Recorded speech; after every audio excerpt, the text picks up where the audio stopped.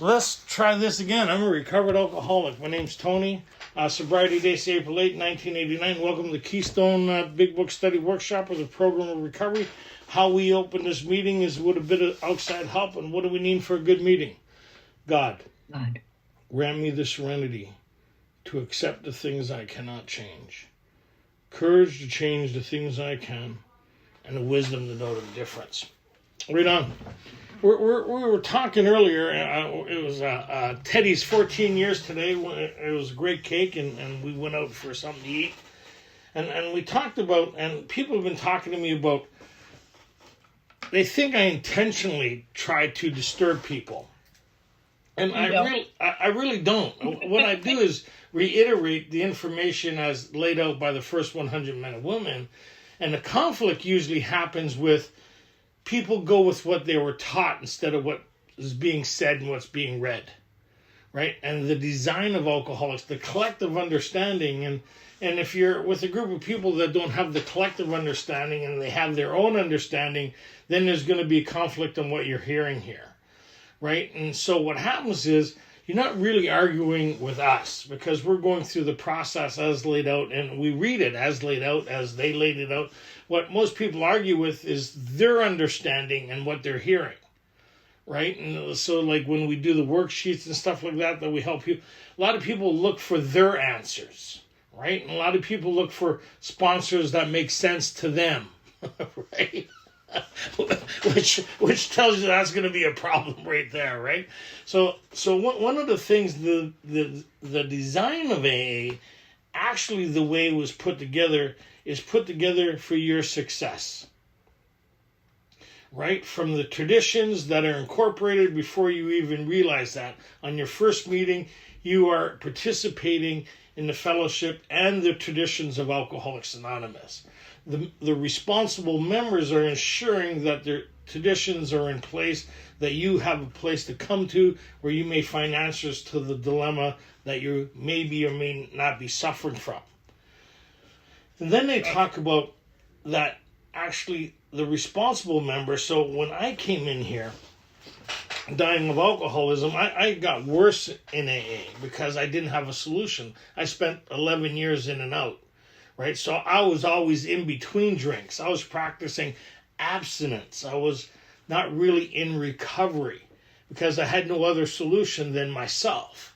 Right, the people in the community I was trying, or the province in Canada I was trying to get sober was all 12 and 12. Right, so without realizing it, I was sitting in this 12 and 12 meeting. And I'm trying to get an understanding of my problem, which it didn't explain. It doesn't explain the problem in the 12 and 12. And it's actually, we're going to keep it gentle tonight. It's actually Bill's experience of having 13 years application of having done the steps. He talks about 13 years application of these things and used the 12 and 12 as a vehicle. So if I didn't do the same process Bill did, would I be able to achieve the same understanding and experience that he has? I wouldn't be able to do it, right? I'd have to do what Bill did to get the basis of the growth and development that he talks about in the 12 and 12. But a lot of people don't explain that because they don't read the preface, right? The preface explains that the program of Alcoholics Anonymous is the big book, right? That's what we should be offering people, introducing people, because our dilemma was made clear in there, right? The plight with alcoholism, and it was clear what the illness and stuff like that is. So we're entering step 3, which is really critical that we have help going from here on forward, because we're going to be faced with our biggest challenge. And we don't know what that challenge is, but those of us who have gone through it, we know what that challenge is ourselves, in our thinking and how our mind outmaneuvers us all the time, right? But we don't really know that because we haven't had the experience with it. Every amend that I ever had to made sense to me once upon a time in the action I took to achieve it, right? So my thinking, I'm great in hindsight. Anybody here after? I was, oh my God, I shouldn't have done that. What was I thinking? I can't believe I'd done that. I'm a genius after the fact, right? Get out, look at the car accident. Yeah, I know I should have slowed down. Well, why didn't you? Well, I was enjoying the ride, right? Whatever. So So where we're at is we go through the process as laid out by the first 100 men and women and the collective experience. And in working with others, they're very clear on where we're at, right? And so they talk about on page 95, if you kind of go there for a second. Actually, we'll go to page 92.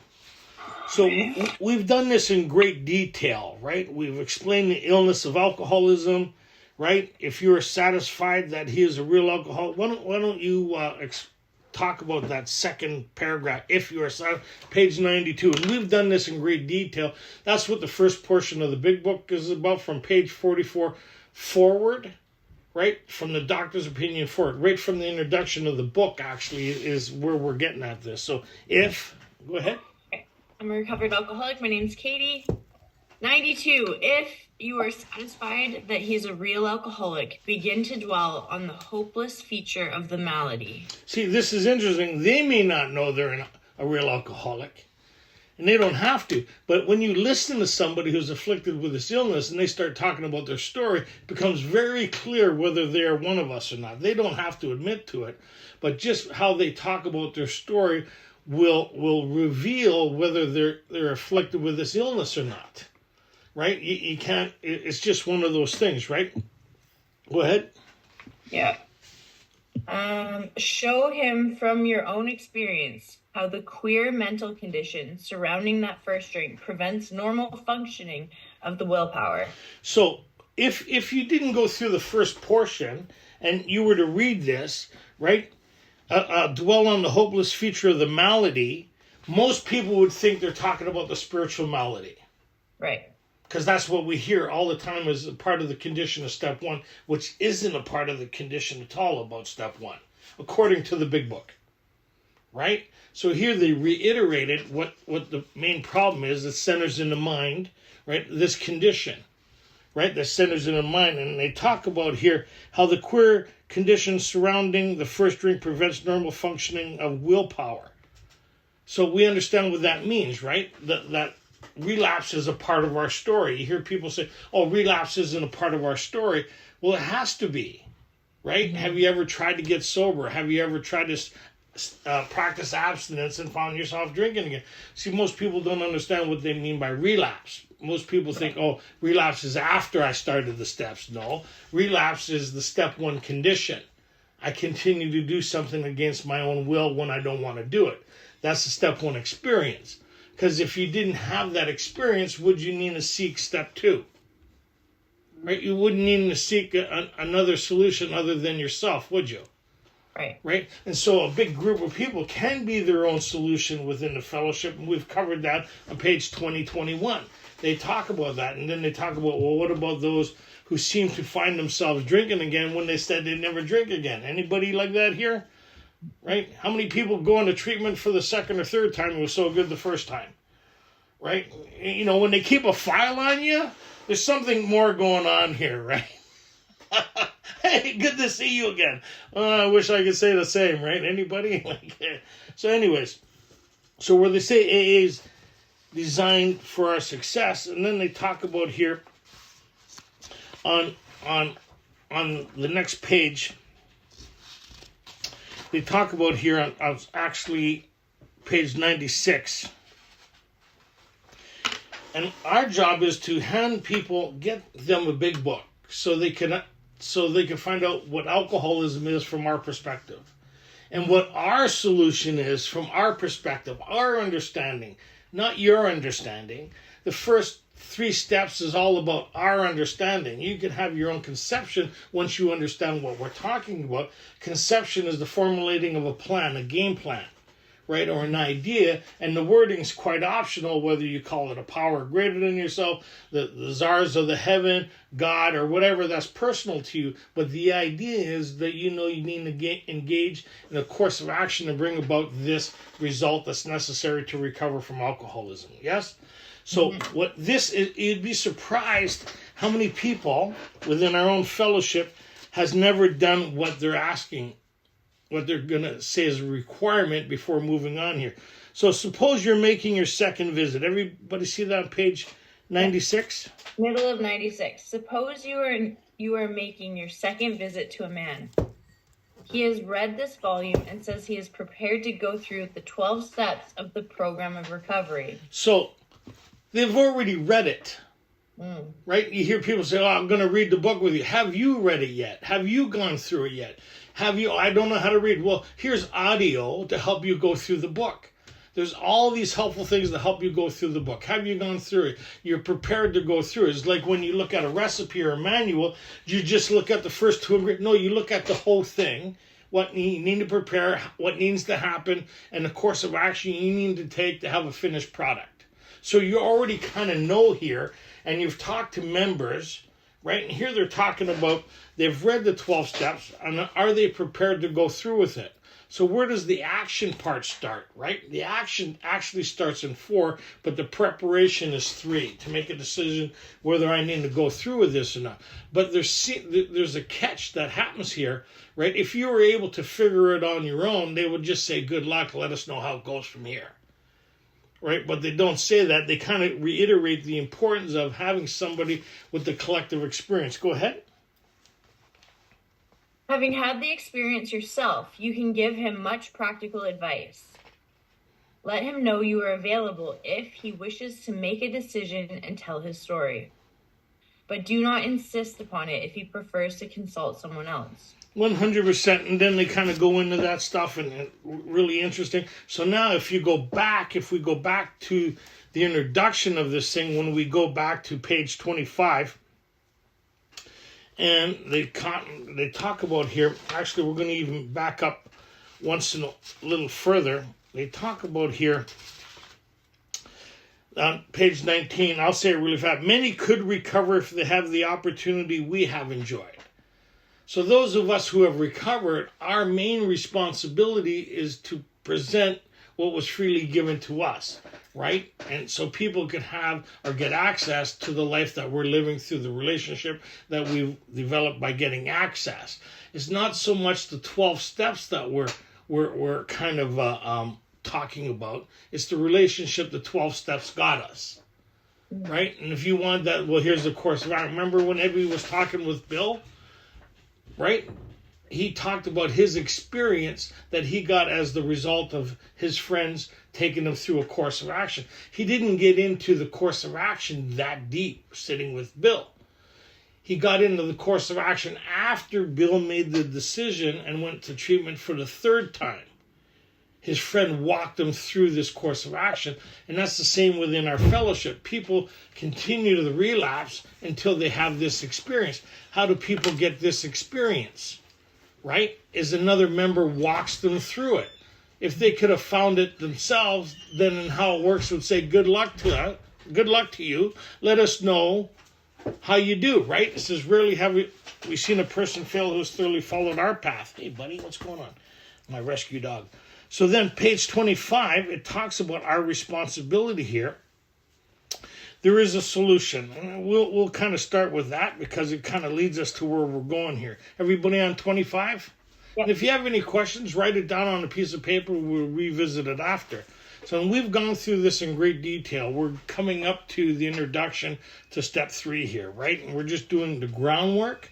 So there is a solution. There is a solution. Almost none of us like the self-searching, the leveling of our pride, the confession of shortcomings, which the process requires for its successful consummation. Yeah, if you don't like it, we get it. We didn't like it either. No. Right? Successful consummation means either die or find an answer sufficient enough for me to recover. There's no door number 3. Die an alcoholic death or kind of engage in this course of action that's being presented to me. We're the only group of people that, how much time do I get to think about it?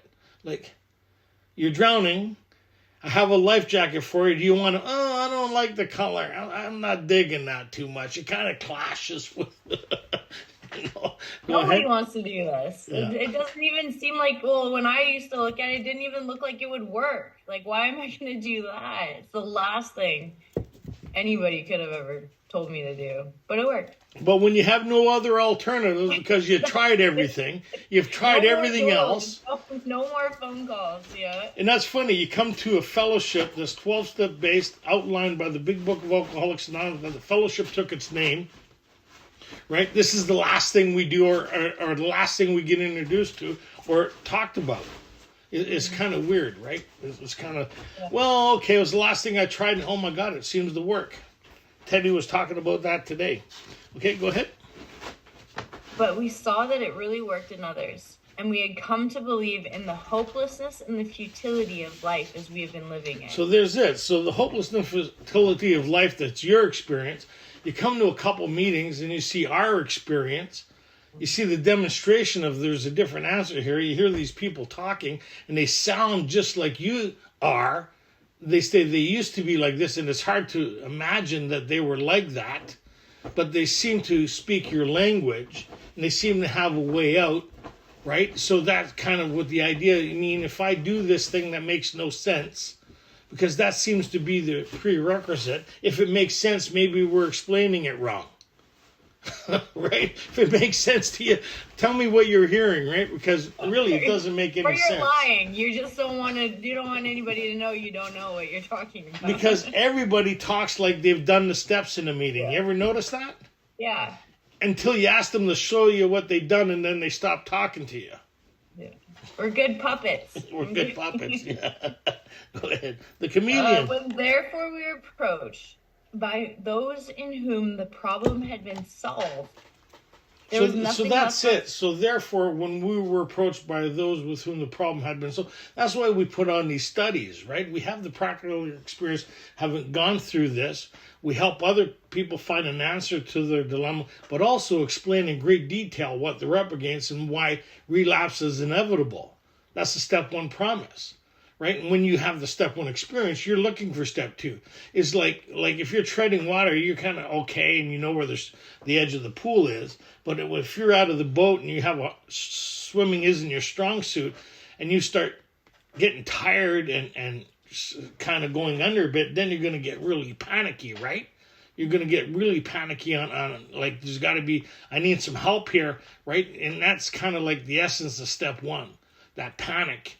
The idea is that it's just a matter of time before I drink again. I'm the last one to know when it's going to happen. Like I told you, 11 years in and out, got a 3-month chip in my pocket. I talked like I was getting an Academy Award, sitting in 4 12 and 12 studies, had no idea what I was up against. Left me an hour later, I was drinking, baffled, right? And then somebody took me through this course of action, and I've never looked back. The problem's been removed. Okay, go ahead. There was nothing left for us to do but pick up the simple kit of spiritual tools laid at our feet. And that's what we're doing here, right? Okay, so we're going to lay this out for you. You walk through this because you need to have your own experience with it. Having read it, having gone through it, or having sat in meetings and hear other people talk about it, having read the 12 and 12, you get an understanding, but it's not an experience. A lot of people confuse the understanding as an experience. Meaning anybody ever get really attracted to somebody and you get their number? Gives you a really good feeling, but you don't know if it's the right number yet. You haven't phoned it. But it gives you that really nice feeling. The illusion that something's happening. Yes? Yeah. And that's how a lot of us approach this thing. The illusion based on what? What's it based on? Have you phoned a number? Have you had the experience of somebody answering and that being it kind of may sound kind of weird, but that was my experience the first 11 years in and out. I'd fabricate something. Getting the wrong numbers? No, I always got the right number. That was a part of my problem too, right? Vision for you. Anyways, moving on. So what happens is I'd create this understanding that I was never going to drink again based on my ideas of what I heard in the meeting. But when I understood step one, it was inevitable I was going to drink again outside of this solution. So this problem of this malady that they talked about had to be removed, and I'm not capable of removing it. You hear people say, I'm working on my style. I'm working on staying sober. I'm incapable of staying sober. what I need to find is an answer other than me. Like people say, sobriety is my number one priority. Well, if you're able to keep yourself sober, then you wouldn't need this. So my number one priority, anybody who's been sober for any given period of time and had the experience, is their relationship with a power greater than themselves. That's the basis of their recovery. They've entered a daily reprieve. How do you enter this daily reprieve? By going through this course of action, right? To pick up this set of tools. And so this is the funny part, where people talk about, the step 10 promises, the 9-step promises. There's no such thing. They talk about their experience in step 9 as a result of the amends and practicing the rest of the steps and having a relationship with a power greater than themselves. That's why one of the strongest promises is you'll suddenly realize that God is doing for us what we couldn't do for ourselves. Step 10, people talk, I do step 10 every day. Well, if you're doing step 10 every day, you're missing something. If you're still in conflict every day, you're missing something. Right? Step 11 says, I'm not in conflict. I cease fighting everything and everything. Right? So if you're doing 10 every day, then you're in conflict. Right? That means you're not doing 11. If you're living in 11, your main focus is your relationship with a power greater than you that enables you to live a life beyond anything you could ever imagine. So now you're not only thrilled with your sobriety, you become amazed with the life you're living. Like, if you're not amazed yet, then you're missing something. There should be nobody more impressed with your recovery and your story than you. Mm-hmm. And then the people around you. Right? Yeah. Anyways, we'll leave that for a different day. Katie's mom every once in a while phones me, and she just, not only is she amazed with Katie's sobriety, she's amazed with us as a fellowship and the gratitude she has, because they've tried everything to get her back on track and they couldn't do it. Everything at their, right? The prayers, the heartache and all. And she come into the fellowship, she bought into an idea here, right? And it became evident to everybody around them that they also became amazed at the miracle of Alcoholics Anonymous happening in her life, and Ray's life, Pinto P's life, Lisa's life, Teddy's life. Well, the jury's still out on that. We still need to do some more work with him, right? He may be a 20-year one. And that's the miracle. It's available to all of us, right? And that's what they're talking to, pick up the spiritual kit of tools laid out at our feet. So when we go, but there's a problem here. So if we go to where we left off and how it works, they talked about here the ABCs. We looked at that last week, right?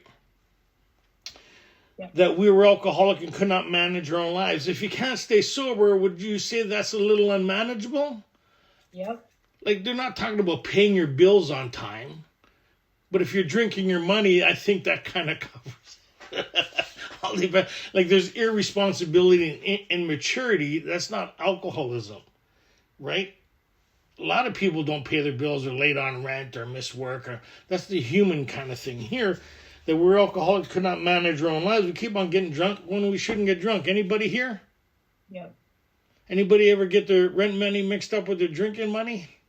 Yep. And the grocery money is like one pocket or one. Yeah, anyways. Right. Well, if you drink enough, you don't even got to eat. So I feel like you're saving money there. That's it, right? Those meatball, canned meatballs and white Wonder Bread, right? Peanut butter. Crackers that you get with. Okay, moving on. Never B, mind. That probably no human power could have relieved their alcoholism. The relief of what? Of this condition of the mind. Right? Because there's only 2 symptoms in alcoholism. Now, I may be afflicted with some of the aftermath of the residual of the consequence of extended drinking, right? Some brain damage, right? Some emotional conflict and all this other stuff. We'll just leave it at that, right? Like, that's excessive inability to face life on life's terms, right? That God could and would if he were sought. Which is interesting here. It says, being convinced we're at step 3. We're just at it, right? We're at step 3. Now they're going to talk about what the problem is in the accessing of this power and the continuation of pursuing this thing that we agree on this side at this stage of the game. Like the first 2 weeks, I'll do anything, right? I'll do week 3, maybe I was making a big deal of this. Week 4, man, I got this thing, and then we're out again, right? So the mind is a tricky thing. You hear a lot of people say, well, I don't think about it anymore, like they're okay. If your front door's kicked in and you don't hear anybody in the house, doesn't mean there's not anybody in the house. I wouldn't go in, right? And that's kind of like, just because you're not thinking about it doesn't mean it's not still lying dormant, that you're in abstinence, right? And they talked about that, the warning earlier, that a lot of us can stay sober for months or years given good reason. Months or years. And so that means the illness is lying dormant.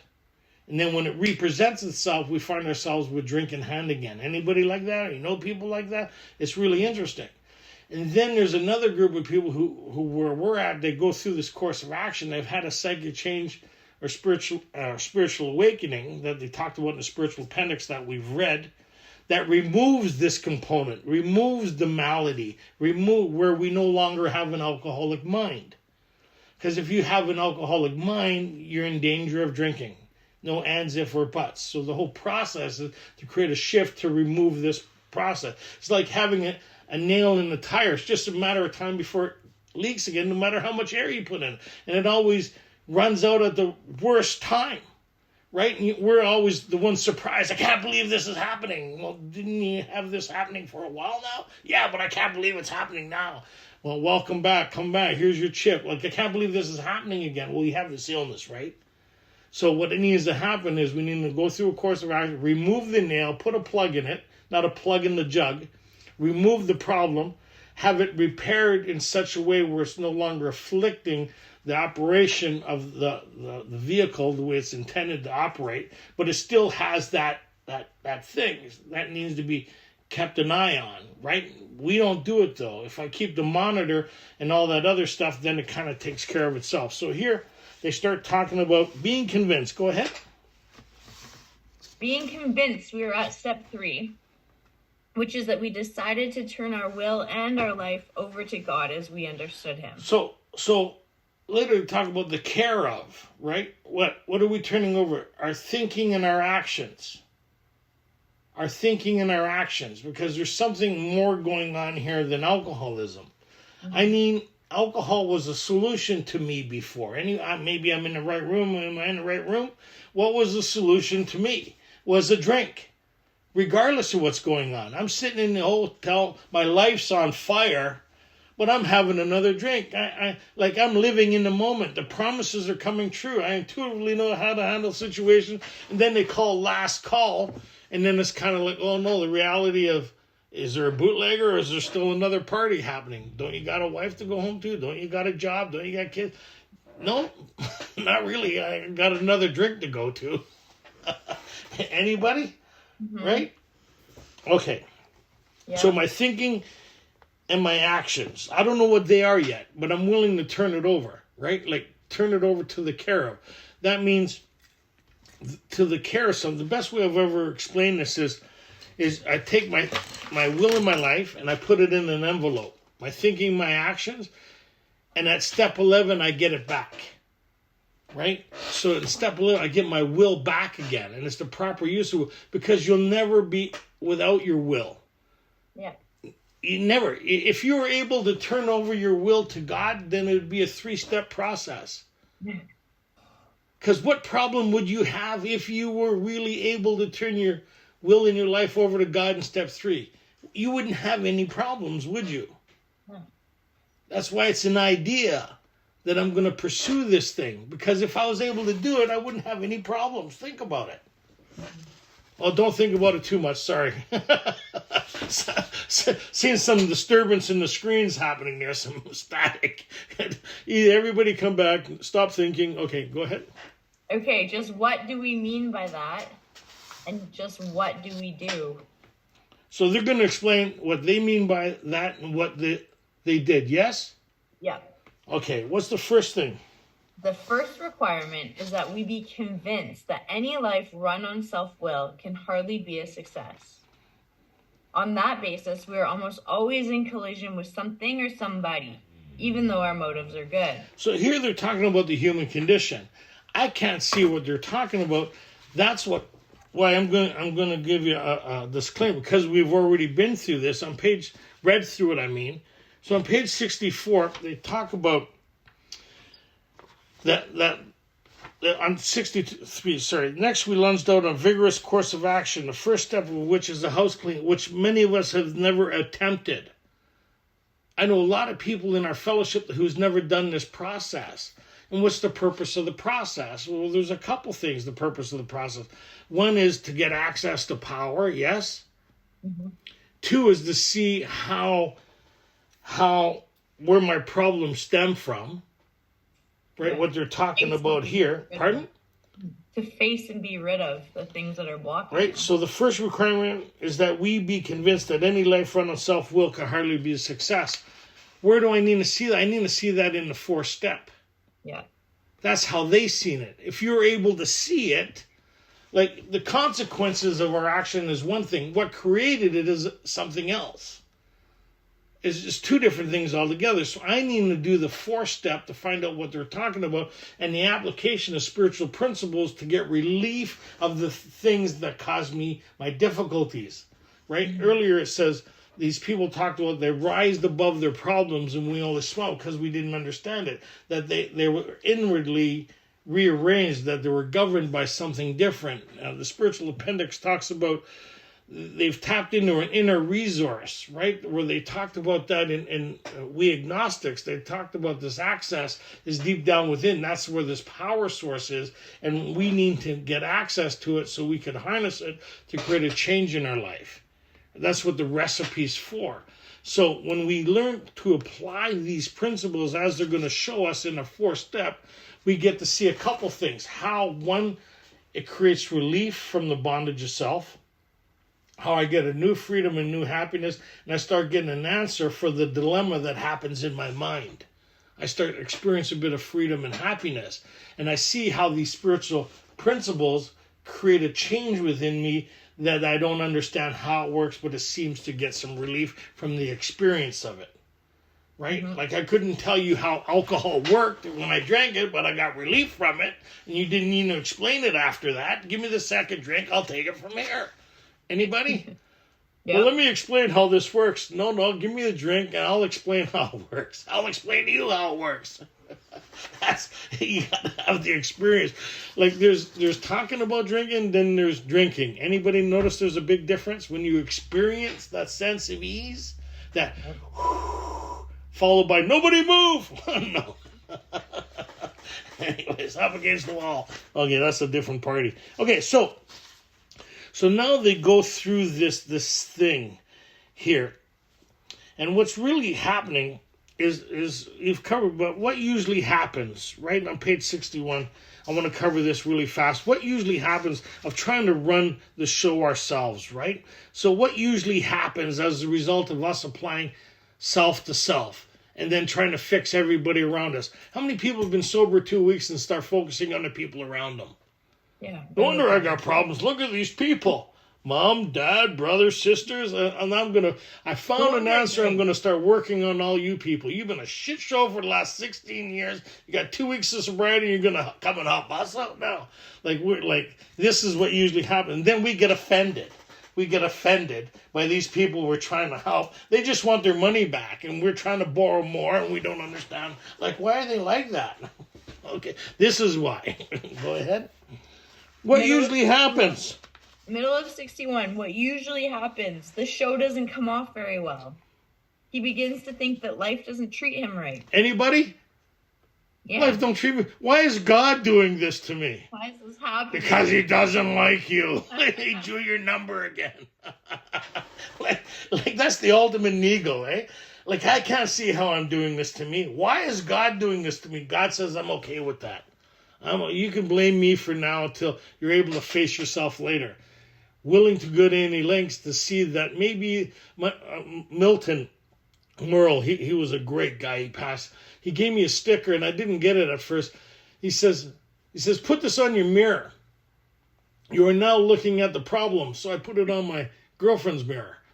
She didn't find the humor in it. And I and anyways, we're not together anymore. Moving on. Okay. He decides to exert himself more. Anybody? I'm just going to try harder. Same thing with sobriety. I'm just going to try harder. I'm going to apply me to me, and I'm telling you what I'm doing, my plans, my designs, and it's going to work this time. Well, didn't you do that the last time? Yeah, but I mean it this time. Didn't you mean it the last time? Oh, no, I was just pretending. Why? Because I realized, so we don't get what we're saying, right? And it'll go on to explain why. Go ahead. He becomes on the next occasion still more demanding or more gracious, as the case may be. Still, the play does not suit him. Admitting he may be somewhat at fault. Somewhat at fault.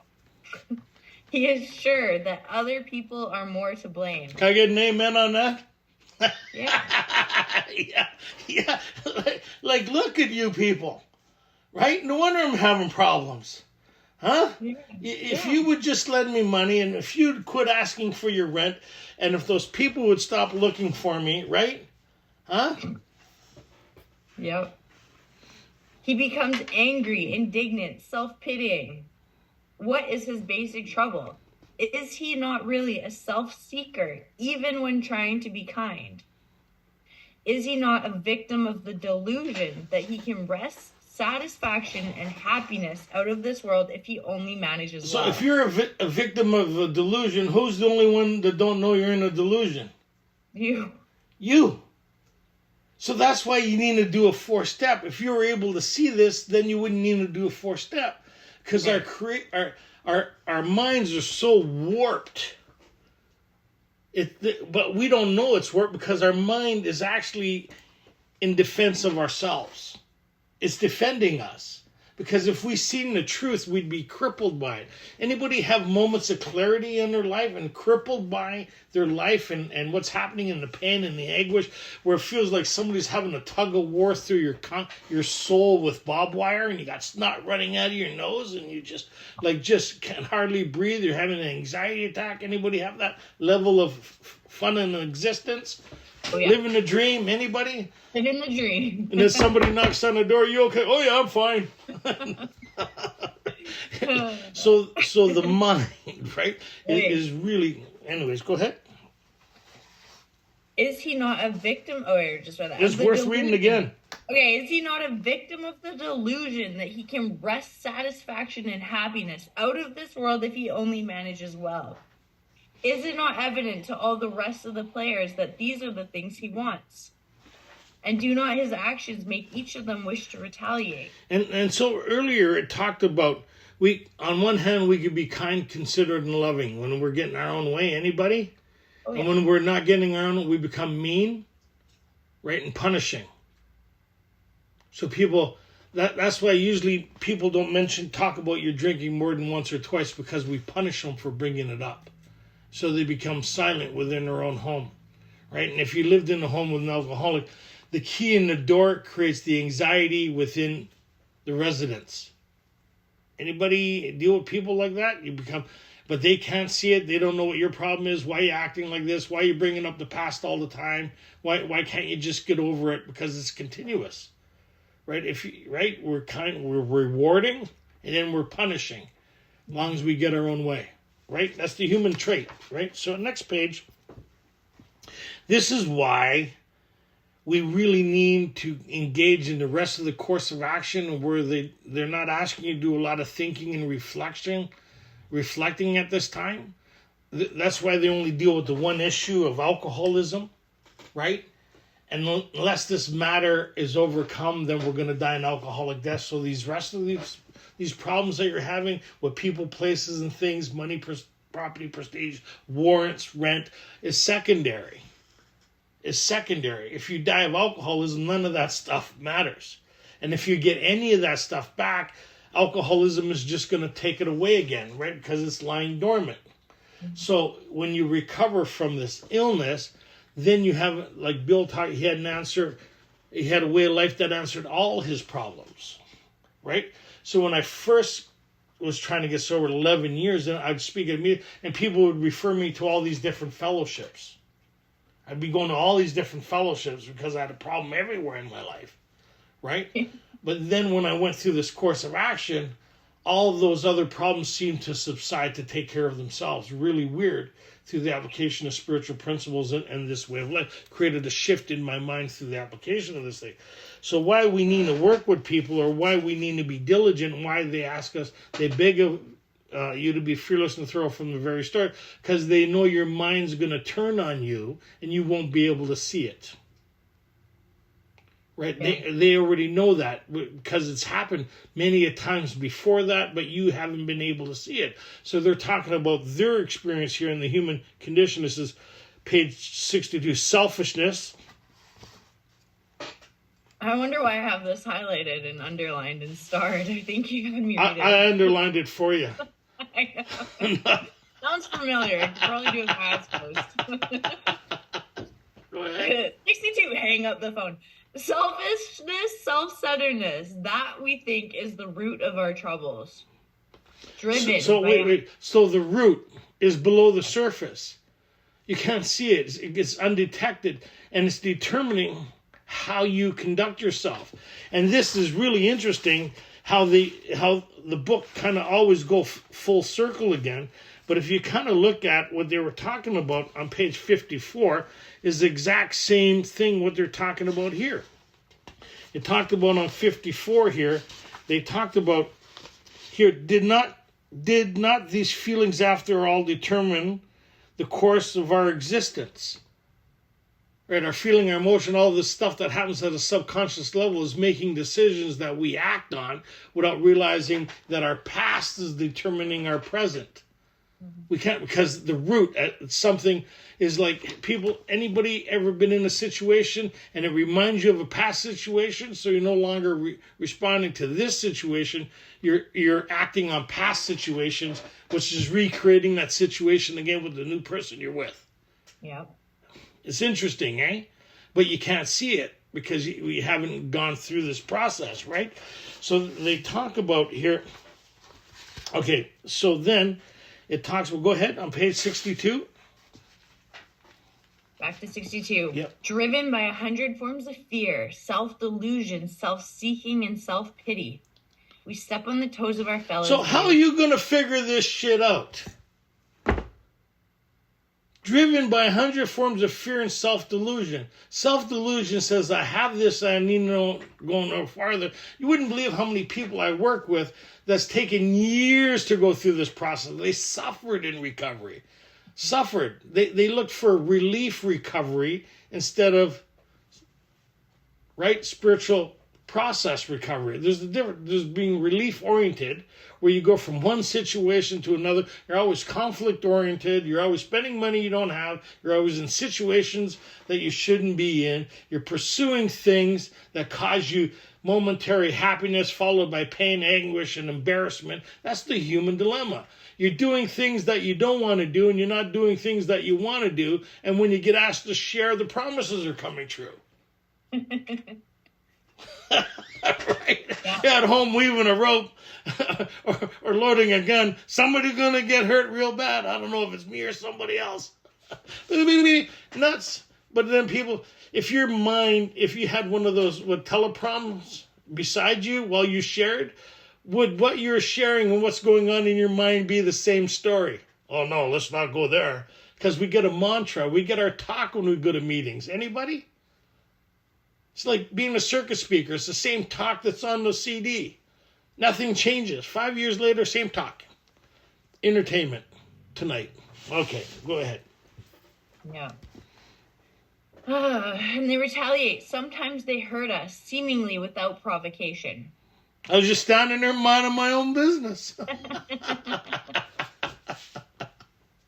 Go ahead.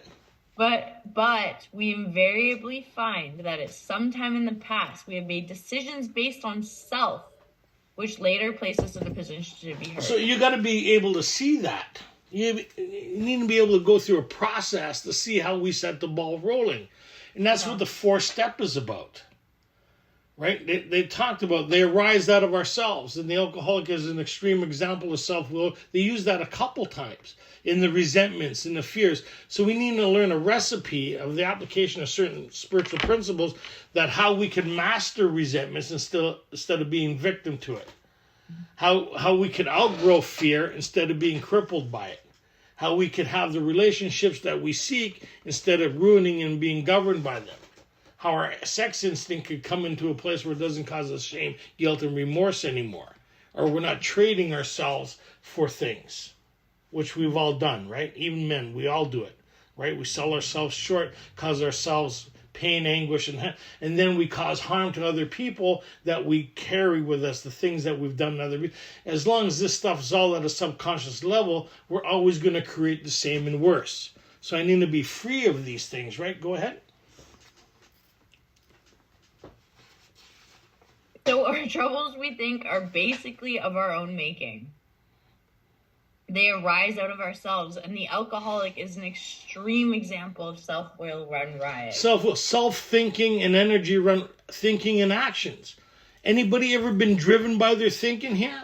And your part of you is saying, man, just stop, and you can't stop. And I'm in it now. Might as well go. I'm all in and just blow the shit up. Anybody? I brought my own gas and match with me, and we're going to light this puppy up. I'm arguing with myself before the person who I'm arguing with shows up. And I just continue when they show up. Anybody have that? And they're looking at you like, what? You know what? No, I don't. Time to go. Bugs Bunny. Okay, go ahead. Wait. Though he usually doesn't think so. Yeah. What? Is this the way you treat me? Look how nice I've been to you. Yeah, what? Yeah. Above everything, we alcoholics must be rid of this selfishness. We must, or it kills us. That drive. The drive to make things the way we want, to get people, places. Listen to how many people remember when they were new? Your list of things that you need to be happy. Job, relationship, money, prestige. The pursuit of happiness. Not, man, I need to do these steps to have a psychic change or spiritual awakening. Can't wait to start my 4. Man, I'm looking forward to 5. And the amends, oh man, I'm so excited about making these amends. And helping other people, I think I could help her. I can carry a message to her, right? Nuts. We're just nuts. We're in a hurry to create the life that we think that will make us happiness, but we're afflicted with the illness, so it's always short-lived. We build a bright future and then tear it down by a senseless spree. Anybody? Yeah. And our alone time is not very good. How many people say that? Your alone time? You ever walk into a meeting and you feel the level of mental health in some of these rooms? Hey? And then you realize you're alone? So, okay, go ahead. We're here. We're going to give you the secret now. Ready? Here's the secret. We hid it in here. There's 2 secrets now. Where this power is found and how to get it. So that's what this book is about, and it's found within. Now we're going to give you the secret on how to be free of all these things that we're plagued with and that we can't see. The maze of the mind. We're going to give you the exit. Go ahead. But you're going to have to come back next week because I'm just kidding. Yeah. Wait, there's more. Go ahead. Okay. We must or it kills us. God makes that possible. And we understand what they mean by God because we've gone through We Agnostics. If you haven't gone through We Agnostics, you're still struggling with your idea, not our idea. Our idea is getting access to power that creates a change. Right? That's deep down within us. And we've had access to that power all along. We have different bouts of it, that sixth sense, that voice that's talked to us, that thing that's given us encouragement, that life force deep down within. Our more religious, we call it God, the life force that keeps us moving when we don't want to move any further. Anybody been there? Something that says, don't do it. Something within says, phone that person, go to me, do this. Something that guides us. Okay. So God, this thing within us makes that possible when we tap into it. That's the purpose of this book, is to get access to that thing where we no longer suffer from this thing, the human dilemma. It's the answer to the human perplexities because we don't treat alcoholism. It needs to be removed, right? This process, by treating the human condition, gives us access to this power that creates a psychic change or spiritual experience, because you can't apply spiritual principles to alcoholism. You can just apply it to us, right? Go ahead. God makes that possible, and there often seems no way of entirely getting rid of self without his aid. Many of us have moral and philosophical convictions galore, but we could not live up to them, even though we would have liked It's to. interesting how many times they make Neither reference could to we that. reduce our self-centeredness. Right? It's interesting how many times in the book does it makes reference to your ideas and your plans and designs are temporary. But you're the only one that don't think so because you got to plan again. Right? You got to plan again. Right? Based on what? You. Oh boy, this is where good sponsorship comes in. And you tell your sponsor what you're thinking, they get a chuckle. And then when you start sponsoring other people, then you'll get a chuckle what your sponsor used to laugh at. So it's good. Yeah. This is the how and the why of it. First of all, we had to quit playing God. It didn't work. Next, we decided that hereafter in this drama of life, God was going to be our director. He is the principal, we are his agents. He is the father and we are his children. Most good ideas are simple. Yeah, and that's the relationship. Like when I work in the film industry, the director knows exactly what's going on, each sequence, each stuff. If we just follow him, at the end they put it all together and they make a film. Even though you do this sequence, that sequence, we just follow. Same with school teacher, same with an agent, same with the connoisseur in the hotel. Like, how can I be of service and live in today and follow the directions other than my own? These spiritual principles, right? Practice these spiritual principles. Once I understand them by having the experience of that creates the change. Go ahead. Most good ideas are simple. And this concept was the keystone of the new and triumphant arch through which we pass to freedom. So this is the really cool part, and I'm going to kind of run it from here for a second, is that's deep down within, that archway is deep down within, where you go from the human-based instinct to the spiritual base that we are. We're having a spiritual experience as human beings, but we're locked in our instincts. This is the keyway or the doorway from one experience into the other. Right? And we've experienced that in great deal. They're going to give us the recipe on how to walk through that door and reside on the other side more frequently. And so here they're saying this is the entrance. When we finish our step 5, we've created the map on how to find the doorway within inside of us. Like in my house, there's a lot of different doors, but the door they're talking about is deep down within me that I'm able to get access to that creates a different reality and experience by tapping into this inner resource of power. And all the other doors I avoid now that leads me into more darkness, unhappiness, right? Confusion. It keeps me away from the maze. So then the top of the page here, they talk about their experience.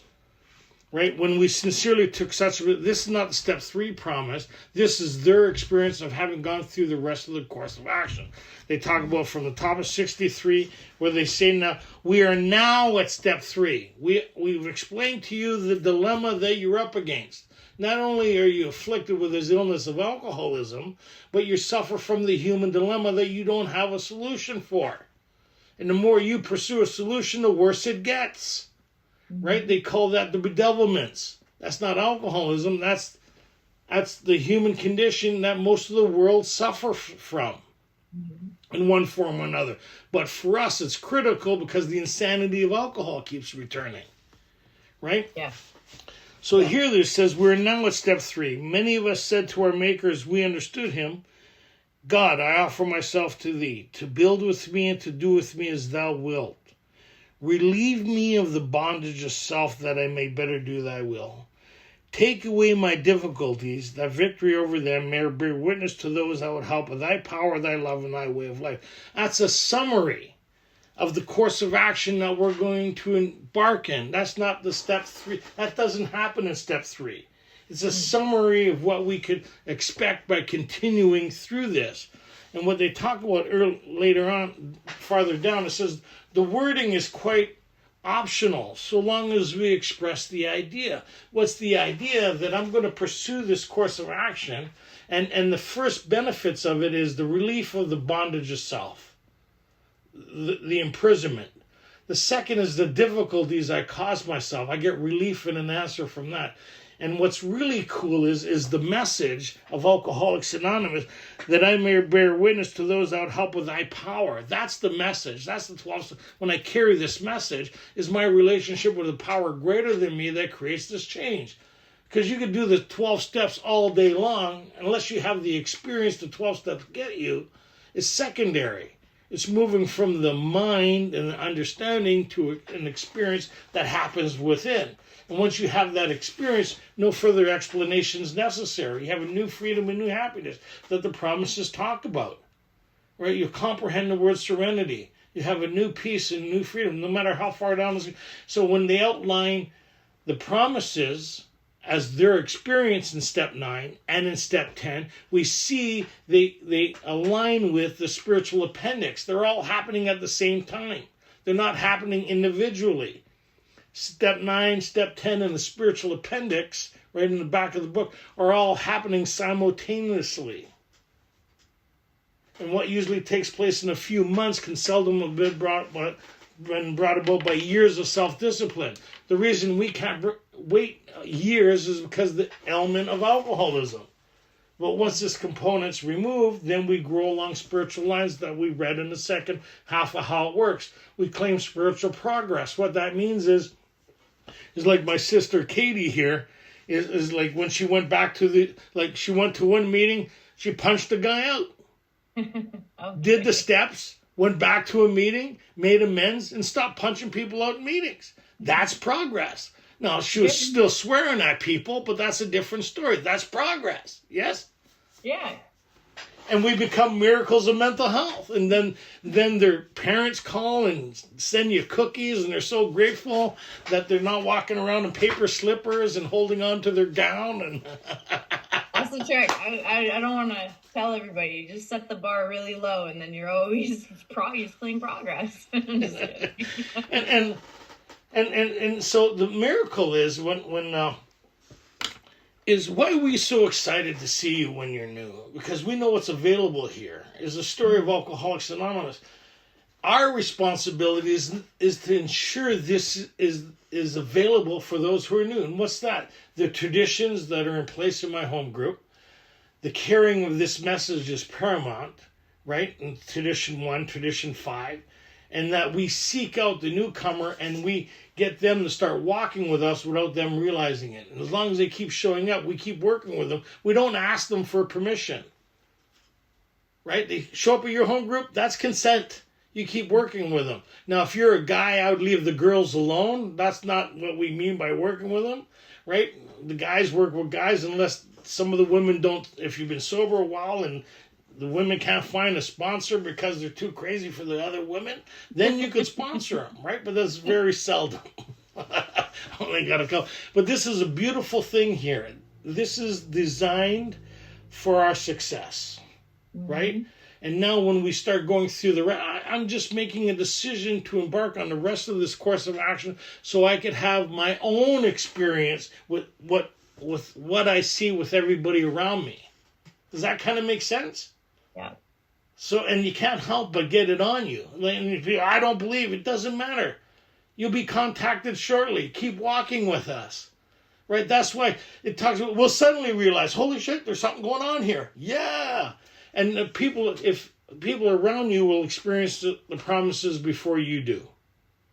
Right? And I've never seen a person ever relapse who's ever done this as laid out in the book and who continues this as a way of life. Not one. Mm-hmm. Live long and prosperous. May the force be with you.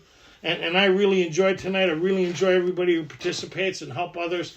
So, and we'll close out. We're going to close with a powerful prayer and idea that's possible here. An experience. We're going to close with the 3rd step prayer for those that wish. And Katie, can you do that for us?